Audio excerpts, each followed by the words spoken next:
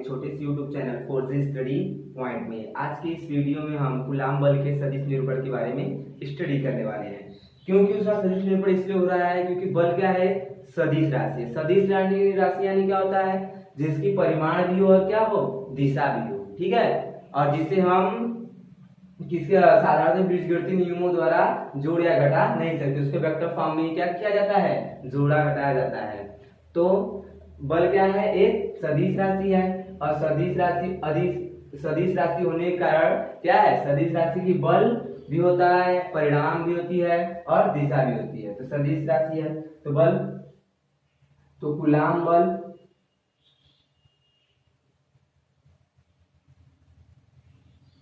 Coulomb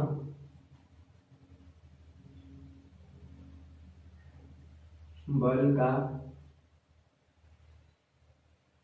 सदिश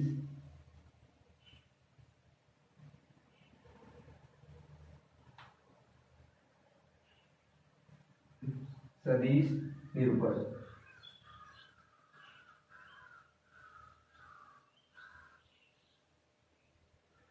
coulomb बल का सदिश निरूपण, कूलाम बल के सदिश निरूपण के बारे में हम जानेंगे। तो हमने कूलाम बल में क्या देखा था कि दो बिंदु आवेश है। क्या है, यह कोई दो बिंदु आवेश है, यह Q1 है और यह Q2 है। ठीक, और इन दोनों का हम क्या निकालते हैं, स्थिति सदिश निकालेंगे किसी बिंदु O के सापेक्ष। ठीक है, स्थिति सदिश यानी जैसा समझिए कि आपका दोस्त मार्केट में है। ठीक है, आपका दोस्त मार्केट में, आपने उसे कॉल किया और पूछा कि कहाँ हो भाई, तो क्या बताएगा, कहेगा किसी के दुकान के ही सामने हूँ ना। बताया कि मान लो कि मैं किसी मिठाई वाले दुकान के सामने हूँ, मतलब कि अपनी स्थिति बता रहा है, क्या किसी दूसरे बिंदु के सापेक्ष, अपने दुकान के सापेक्ष वो क्या बता रहा है, अपनी स्थिति बता रहा है। मतलब यह Q1 Q2 अपनी स्थिति बताएंगे किसके सापेक्ष, O के सापेक्ष भैया, किसके सापेक्ष, O के। जैसे समझिए, जैसे आपने अपने दोस्त को कॉल किया, वह मार्केट में है, आपने उससे पूछा कि अब कहाँ हो, तो क्या बताएगा, वह बताएगा कि मैं एक दुकान के या मिठाई की दुकान पे क्या हूँ, दुकान के सामने हूँ। यानी अपनी स्थिति बताने के लिए क्या किया, उसने किसी दूसरे बिंदु का सहारा लिया, दुकान का सहारा लिया। मतलब ये सब अपनी स्थिति बताने किससे सहारा लेंगे, O का। तो ठीक है, स्थिति सदिश। ठीक है, तो यह क्या है, R1।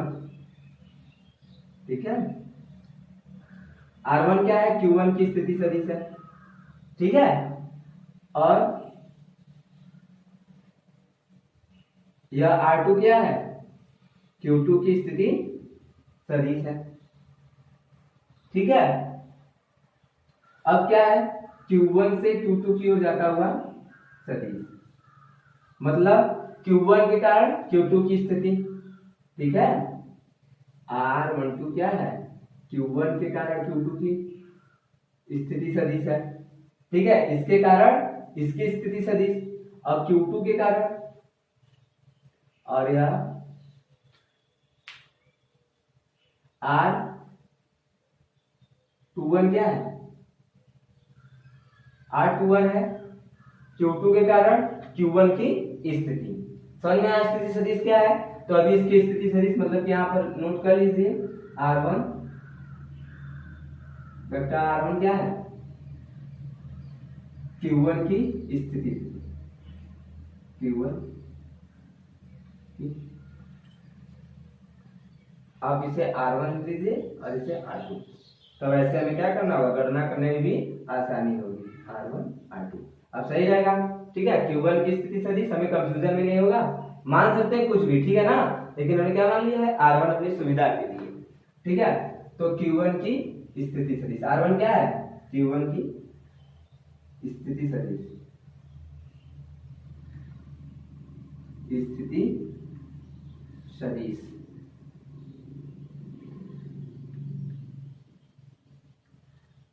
ठीक, और R2 क्या है, R2 है Q2 की स्थिति सदिश। R2 क्या है, Q2 की स्थिति सदिश। R12 क्या है, R12 है Q1 के कारण Q2 की स्थिति सदिश, Q1 के कारण Q2 की स्थिति सदिश, स्थिति सदिश। ठीक, और R21 क्या है? R21 है Q2 के कारण Q2 के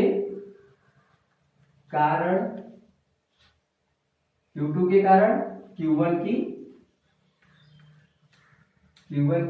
स्थिति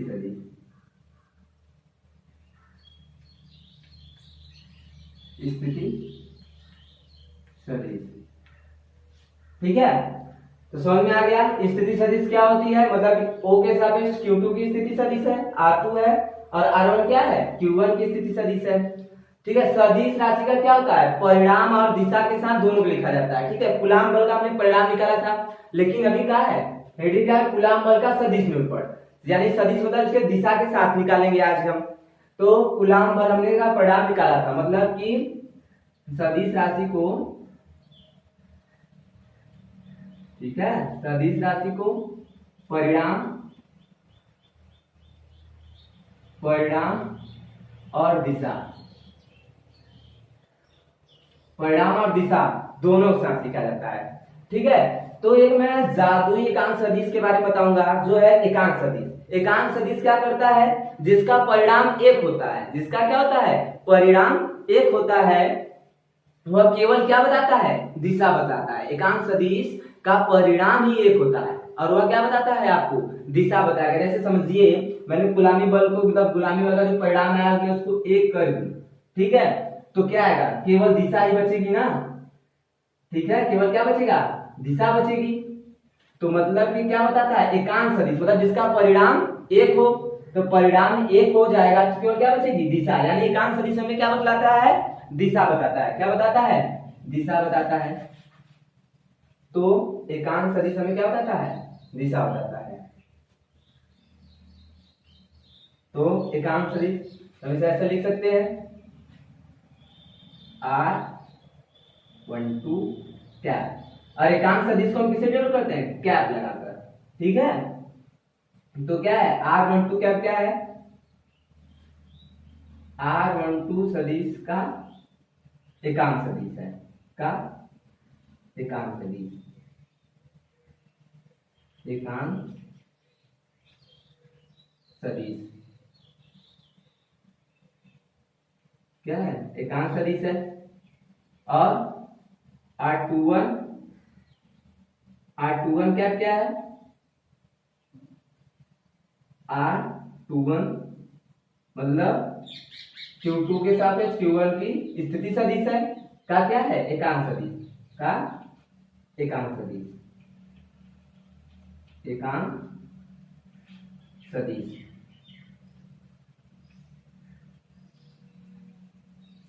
एकांक सदिश क्या करता है? केवल हमें क्या बताता है? दिशा बताता है। ठीक है, जिसका परिणाम एक हो और वो हमें क्या बताए? दिशा बताए, उसे क्या कहते हैं? एकांक सदिश। ठीक है, जिसका क्या हो? परिणाम एक हो तो दिशा बताता है। क्या बताता है? दिशा। तो अब जब ये दिशा बताता है, अच्छा एक चीज और देख लें, जैसे मान लीजिए ये बिंदु आवेश है Q1 Q2, ठीक है, दो बिंदु आवेश है, तो क्या है? समान आवेश ना, सजातीय आवेश क्या करते हैं? एक दूसरे को, सजातीय आवेश एक दूसरे को प्रतिकर्षित करते हैं, और विजातीय आवेश एक दूसरे को क्या करते हैं? आकर्षित करते हैं। भैया क्या करते हैं? आकर्षित करते हैं। मैंने बताया था आवेश वाले चैप्टर में, जो मैंने विद्युत आवेश बताया पढ़ाया था, उसमें बताया था, पार्ट 1 में बताया हूं कि क्या होते हैं? सजातीय आवेश एक दूसरे को क्या करते हैं? प्रतिकर्षित करते हैं। विजातीय आवेश एक दूसरे से क्या करते हैं? चिपक जाते हैं, यानी कि आकर्षित करते हैं। ठीक है, तो क्या है? जब इसके आगे कुछ नहीं लिखा है, आवेशों के आगे अगर ऋण चिन्ह नहीं दिया है, तो समझेंगे क्या? यह धनावेशित है। ठीक है, जैसे कि बल के कारण Q2 पर बल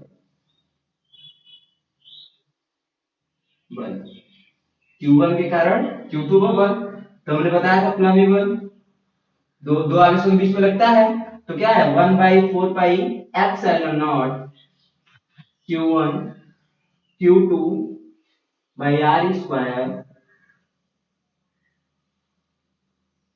एकांक सदिश क्या बताता है आपको? दिशा बताता है। तो क्या है एकांक सदिश हो गया और 20। ठीक, अब Q1 के कारण Q2 पर बल 1/4 pi epsilon not Q1 Q2 R square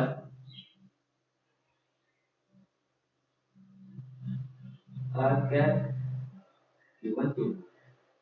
ठीक, अब क्या है कि ये बल क्या होता है, क्योंकि सदिश राशि है और इसको परिणाम और दिशा के साथ दोनों के साथ दिखा सकता है, तो इसलिए एकांक सदिश क्या बताता है, इसकी दिशा बताता है। तो सदिश, इधर लिख लीजिए सदिश,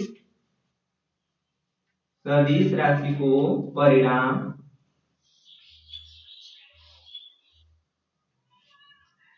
परिणाम दिशा, परिणाम और दिशा के साथ लिखा जाता है। ठीक है, तो Q1 Q2 के कारण Q1 पर बल है, अब Q2 के कारण Q1 मतलब कि क्या है, दोनों की दिशाएं विपरीत है, क्योंकि सजातीय आवेश और एक दूसरे पर बल लगा रहा है। ठीक है, तो Q1 के कारण Q2 पर बल, अब Q2 के कारण Q1 पर बल लग रहा है। यह बल बराबर है, दोनों के बल क्या है आपस में बराबर, क्योंकि आवेश क्या है समान है दोनों पर, दोनों पर समान आवेश है और दोनों पर एक दूसरे पर समान रूप से बल लग रहा है। लेकिन बल क्या है, बल की दिशाएं क्या है, विपरीत है। मतलब बल एक समान लग रहे हैं लेकिन विपरीत डायरेक्शन में लग रहे हैं, दिशा क्या है विपरीत है। मतलब एकांक सदिश क्या बता रहा है, मतलब कि यहां देख लीजिए R12 cap is equal to minus R21 है। माइनस ये ऋण चिन्ह आपको बता रहा है क्या, विपरीत दिशा को बता रहा है। ठीक है, तो ये ऋण चिन्ह आपके विपरीत दिशा को बता रहा है। तो Q1 के कारण Q2 पर बल, तो यहां पर क्या हो जाएगा F12 इक्वल टू F21 पहले कारण दूसरे पर क्या, -1/4 pi epsilon not Q1 Q2 by R square. ठीक, और क्या है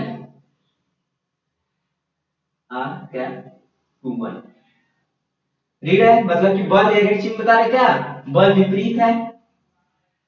और 12 पहले दूसरे कारण पहले पर बल क्या हो जाएगा 1/4 pi epsilon not Q1 Q2 by R square.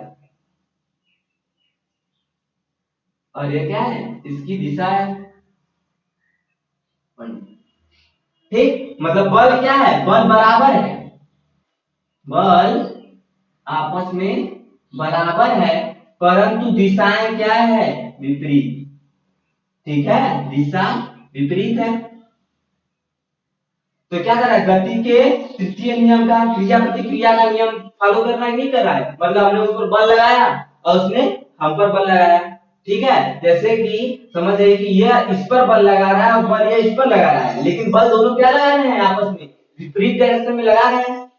तो मतलब कि क्या है कूलाम बल, कूलाम बल क्या करता है, गति के तृतीय नियम का भी पालन करता है। यहां से हमने क्या समझा, कूलाम बल गति के तृतीय नियम का पालन करता है। यह सदिश निरूपण है, ठीक है ना, यह कूलाम बल का सदिश निरूपण है। दोनों में कोई भी अंतर नहीं है, सिर्फ किसका अंतर है, डायरेक्शन का अंतर है। बल दोनों में बराबर लग रहे हैं, जब हम बल निकालेंगे तो इसी सूत्र से निकाल सकते हैं। ठीक, ध्यान से। लेकिन दोनों में क्या है, दिशाएं विपरीत होने के कारण यह गति के तृतीय नियम का भी पालन करता है, अनुसरण करता है। ठीक है, शॉर्ट स्किल लेना चाहते हैं तो ले सकते हैं। ठीक है, रब कर दे इसको।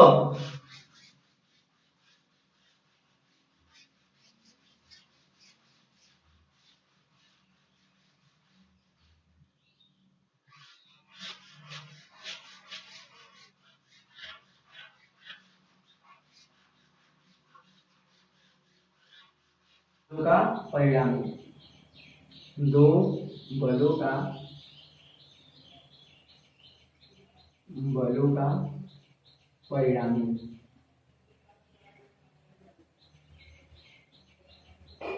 दो बलों का परिणामी।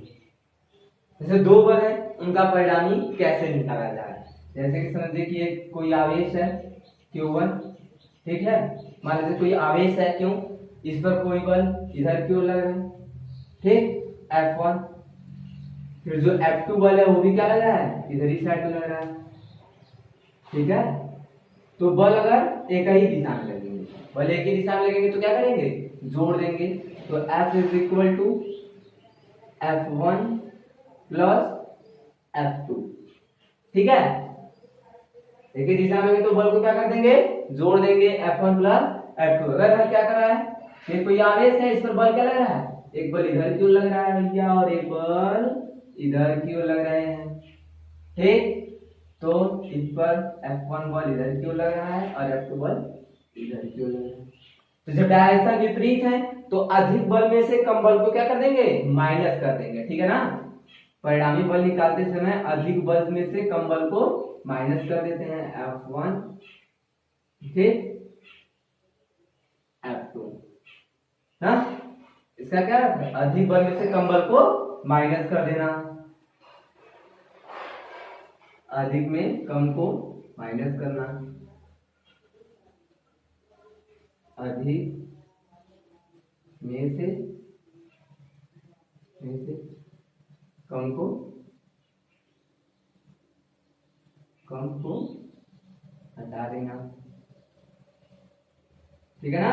तो अधिक बल में से इस रेड चिन्ह, ये चिन्ह बताता है क्या, अधिक बल में से कम बल को क्या कर दे, माइनस कर दे। अगर दिशाएं क्या हैं, विपरीत है। अच्छा, अगर दिशाएं क्या हैं कि अगर कोई एंगल पर होगी तो मान लो कोई आवेश है, ठीक है, इस पर F1 बल इधर की ओर लग रहा है, ठीक, और F2 बल इधर की ओर। तो आपने क्लास 11 में क्या पढ़ा होगा कि सदिश बलों का जोड़ना घटाना त्रिभुजी नियम से। तो इससे क्या कर सकते हैं, जैसे बल ऐसे लगा है, ठीक, इसके कुछ को इसके शीर्ष में क्या कर देते हैं, ऐसे जोड़ देते हैं, या कोई क्या है, कोण अल्फा है। तो आपने क्या निकाला था, त्रिभुजी नियम से आपने जानते हैं निकालना, क्योंकि 11th में है। अगर आपको नहीं आ रहा होगा, नहीं समझ में आ रहा होगा निकालना 11th का देखकर, तो हमारे कमेंट सेक्शन पर क्या कर सकते हैं, कमेंट कर सकते हैं, फिर से मैं आपको बता दूंगा कैसे निकलता है, ठीक है। तो अभी समझ जाइए कि आप ऐसे निकाल सकते हो। बल क्या है, अगर ऐसे लग रहे हैं, कोई कोण एंगल पर लग रहे हैं, F1 बल इधर लग रहा है, F2 बल इधर लग रहा है, तो इसका परिणामी निकालेंगे, ठीक है।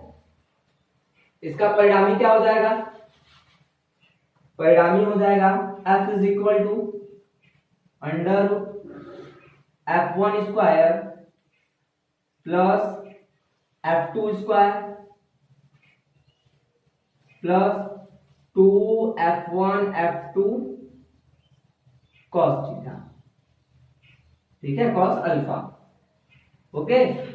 अच्छा, ये दो बल इधर उधर लग रहे हैं तो इनकी दिशा निकालेंगे कैसे, बल की दिशा निकालने के लिए क्या करते हैं, theta alpha is equal to, theta is equal to, बल की दिशा निकालने के लिए theta is equal to tan inverse वहीं पर निकालेंगे। जैसे सदिश राशियों के क्या है, त्रिभुजी नियम द्वारा जोड़ने की प्रक्रिया में देखेंगे तो वहां पर ये सारी चीजें निकाली गई हैं। नहीं समझ में आएगा वहां पर देखने तो हमारे कमेंट सेक्शन में क्या कर दीजिएगा, कमेंट कर दीजिएगा, फिर हम आपको कर देंगे, समझा देंगे। तो theta is equal to tan inverse फिर F2 sine alpha by F1 plus F2 cos alpha, तो क्या है, बल की दिशा निकालने के लिए, बल का परिणामी निकालने हेतु, समझ में आया। अगर क्या है, बल विपरीत दिशा में लग रहे हैं तो उसके लिए, और बल एक दिशा में लग रहे हैं तो भैया उसके लिए। तो दो बलों के परिणामी को मुझे लगता है कि आप लोग समझ चुके होंगे, ठीक है। अभी हम क्या करते हैं, दो बलों का परिणामी, अगर शॉर्ट स्क्रीन लेना चाहते हैं तो ले सकते हैं आप। अब हम क्या देखेंगे, तो कुछ नोट कर लिख लीजिए आप। या दो बलों के मध्य संतुलन की अवस्था, हेडिंग निकल लीजिए, नोट क्या करेंगे, दो बलों के भी मध्य संतुलन की अवस्था। ठीक है, दो बलों के मध्य संतुलन की अवस्था।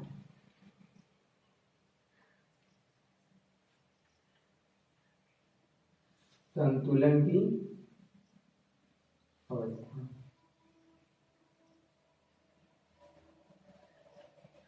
दो बलों के मध्य संतुलन की अवस्था, जैसे समझिए कि एक समान आवेशों, सजातीय आवेशों के मध्य संतुलन की अवस्था। सजातीय आवेशों के मध्य संतुलन की अवस्था कहां में प्राप्त होगी? विजातीय आवेशों के बीच संतुलन की अवस्था कहां प्राप्त होगी? कहां प्राप्त होगी उसके बारे में जानेंगे। जैसे सजातीय आवेशों के मध्य, सजातीय सजातीय आवेश है तो मान लेते हैं Q1 है कोई बिंदु, और कोई बिंदु क्या है, Q2 है। तो इसके मध्य हमें कहां मिलेगी? जैसे कि समझिए ये दोनों क्या धन आवेश है, सजातीय आवेश है, संतुलन की अवस्था कहां मिलेगी? अगर हम कोई आवेश परीक्षण धन आवेश यहाँ पर लाएं तो क्या करेगा, यह इस पर बल लगा देगा, ये भी प्रतिकर्षित कर देगा, ये भी प्रतिकर्षित कर देगा, मतलब संतुलित नहीं हुआ वहां पर। ठीक है, इसके बीच में संतुलन के सजातीय आवेशों के मध्य संतुलन की अवस्था केवल इसके बीच में प्राप्त होती है। जैसे आप समझिए कि आप इधर से क्या कर रहे हैं, इसको प्रतिकर्षित कर रहे हैं, और यह क्या कर रहा है, इधर से प्रतिकर्षित कर रहा है, मतलब दोनों एक दूसरे से क्या करते हैं, प्रतिकर्षित कर रहे हैं। इस प्रकार से दोनों आपस में बल लगा रहे हैं। ठीक है, दोनों ही आपस में क्या लगा रहे हैं, बल लगा रहे हैं, और बीच में क्या हुआ, रुक गया कि नहीं, दोनों का बल क्या है, बराबर है, और दोनों ही बल क्या करेंगे, इसको आपस में लगाएंगे।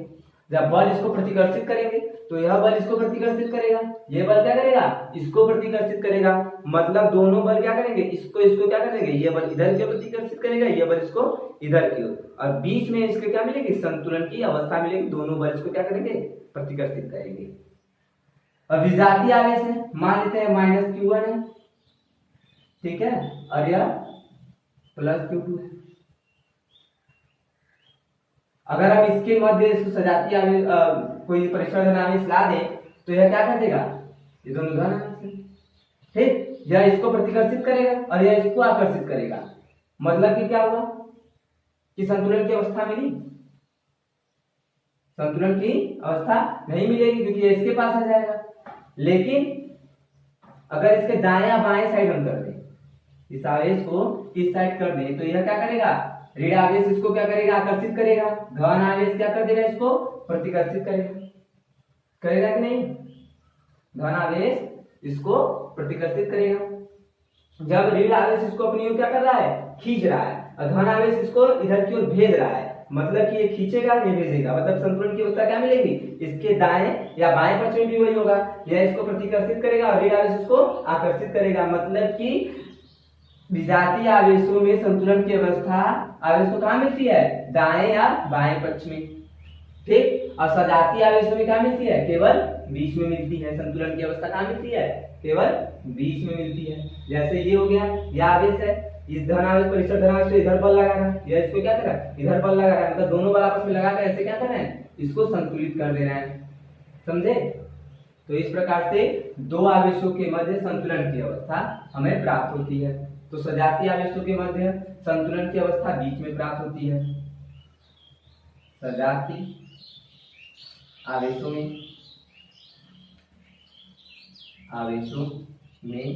संतुलन की अवस्था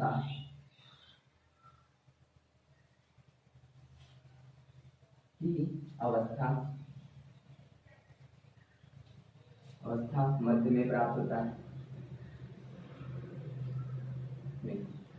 ठीक। और विजातीय आवेशों में संतुलन की अवस्था, यह इसको अपनी ओर क्या करेगा, आकर्षित करेगा, और यह क्या करेगा,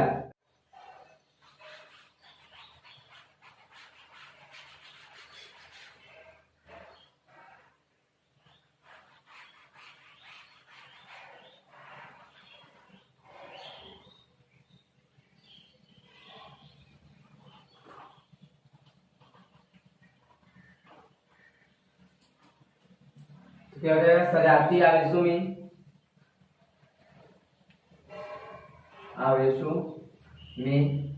संतुलन की अवस्था, संतुलन की अवस्था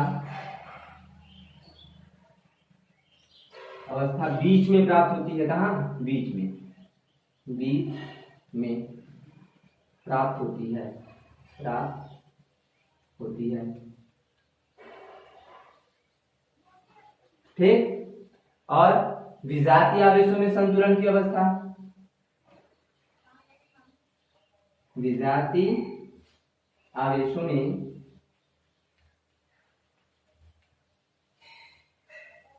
संतुलन की अवस्था,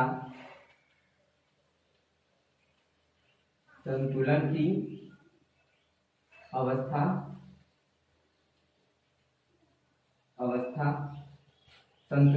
कहाँ प्राप्त होती है, दाएं पक्ष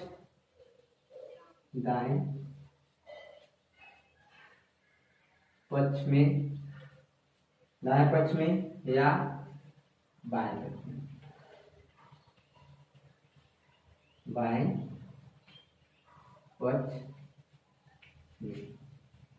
ठीक है, दो बलों के बीच संतुलन की अवस्था में इस प्रकार से प्राप्त होती है। हम क्या जानेंगे, कुछ नोट करके लिख लीजिए। कूलाम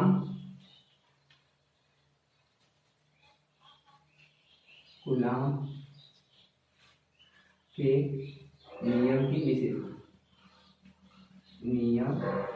नियम की क्या लिखेंगे, सीमाएं लिखेंगे। नियम की सीमाएं, विशेषता नहीं, सीमाएं। ठीक, कूलाम के नियम की सीमाएं। तो क्या है, कूलाम का नियम स्थिर बिंदु आवेशों के लिए कार्य करता है। तो आवेश क्या होने चाहिए, बिंदुवत होने चाहिए। आवेश क्या होनी चाहिए, बिंदु आवेश होने चाहिए। क्या होने चाहिए, बिंदु आवेश होने चाहिए। बिंदु आवेश होने चाहिए। बिंदु आवेश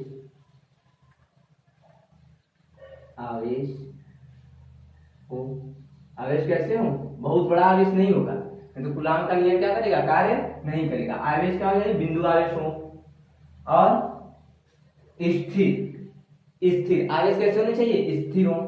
आवेश स्थिर हो, आवेश चले फिरे नहीं आवेश। मैंने आपको पहले ही बताया था, अभी मैं राइट करके बता दे रहा हूं कि आवेश कैसे होने चाहिए। ऐसे रुके रहे, खड़े होकर जो कुछ कर सकते हैं वो करें, लेकिन डोले नहीं। ठीक है, तो आवेश स्थिर हो। और हाँ, जो इन दोनों आवेशों के बीच की दूरी हो वह 10⁻⁻15 से क्या हो, कम न हो। ठीक है, इनके बीच की दूरी 10⁻15 से क्या हो, कम न हो। तो जो आर हो हमारा वह 10⁻15 से क्या होना चाहिए, हमेशा अधिक ही होना चाहिए, कम नहीं होना चाहिए। 10⁻⁻15 क्या हो, कम न। ठीक, तेरह क्या है, कूलाम के नियम की सीमाएं हैं। नोट करके लिख लीजिए आप लोग। नोट करके क्या लिखेंगे, आप नोट करके लिखेंगे कि आवेश, जैसे दो आवेश हो तो आवेशों के, जिसे आवेशों को चिन्ह सही क्या रखेंगे, नहीं रखेंगे। आवेश को, जैसे दो आवेश हो तो उनको चिन्ह सही नहीं रखते हैं।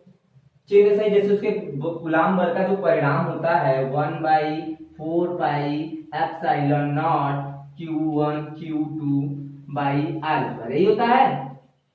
ठीक, तो अब ये क्या है, इसको हम चिन्ह सही नहीं रखेंगे। जैसे ऋण आवेश हमने ले लिया, ये दो बिंदु आवेश है, इसको ऋण आवेश ले लिया, इसको धन आवेश ले लिया, या इसको ऋण आवेशित कर लिया, ऋण आवेश ले लिया। तो यहाँ पर जो इसके परिणामी बल है कूलाम के नियम में 4πε0, इसे क्या करेंगे, Q-Q1 Q2 नहीं राइट करेंगे, क्योंकि जो ऋण चिन्ह होते हैं रेड चिन्ह बल की दिशा बताते हैं। ठीक है, रेड चिन्ह क्या बताते हैं? बल की दिशा को बता रहे हैं। तो आवेशों को चिन्ह सहित नहीं रखते हैं, आवेशों को चिन्ह सहित नहीं रखते, चिन्ह सहित नहीं रखते, नहीं रखते, क्योंकि आवेश के चिन्ह क्या बताते हैं? बल की दिशा बताते हैं, इसलिए आवेशों को चिन्ह सहित नहीं रखा जाता है। ठीक है, हमारा चौक भी खत्म हो गया है, थोड़ा सा ले लें। हाँ, तो आवेश को क्या करते हैं? चिन्ह सहित नहीं रखते। दो आवेशों के मध्य, दो आवेशों के बीच अगर तीसरा आवेश ला दें तो उसके बल में कोई प्रभाव नहीं पड़ेगा। समझ आया? जैसे कि ये कोई दो बिंदु आवेश है ना, यह Q1 है या Q2, इसको प्रतिकर्षित कर रहा है, इसको इसके बीच में कोई आवेश ला दे तो ये प्रतिकर्षित नहीं करेंगे, इनके बल में कोई भी प्रभाव नहीं पड़ने वाला है। ठीक है, तो दो आवेशों के बीच अगर तीसरा आवेश ला देते हैं तो इन दोनों आवेशों के बीच में क्या कर देगा? इन दोनों के बल में कोई भी प्रभाव नहीं पड़ेगा। ठीक है, तो दो आवेशों के बीच तीसरा आवेश लाने पर क्या करता है? उनके बल में कोई प्रभाव नहीं पड़ता। तो दो आवेशों के बीच, दो आवेशों के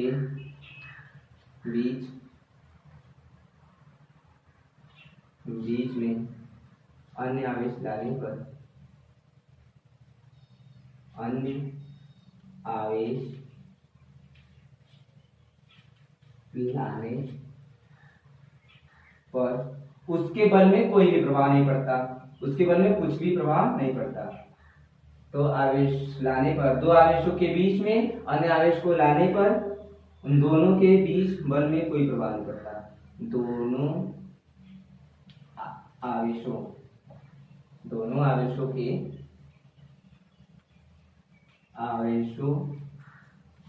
के बीच, दोनों आवेशों के बीच बल में कोई प्रभाव नहीं पड़ता, बल में कोई प्रभाव नहीं पड़ता, प्रभाव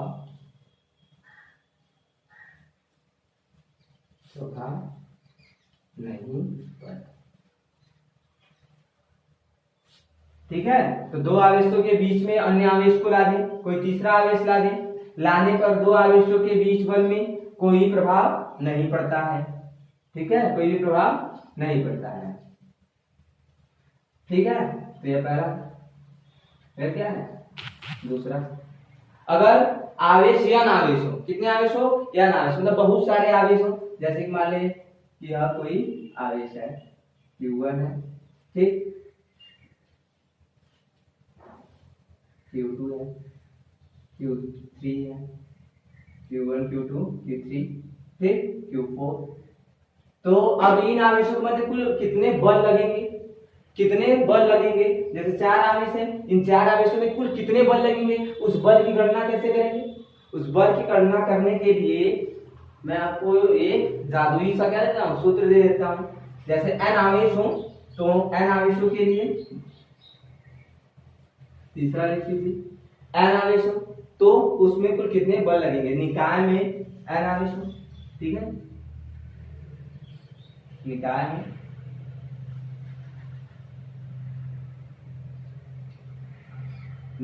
में कुल बल, निकाय मतलब दो से अधिक आवेश होने चाहिए। ठीक है ना, निकाय में आवेशों के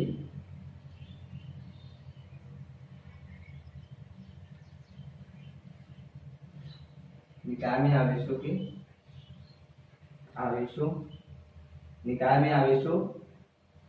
आवेशों के बीच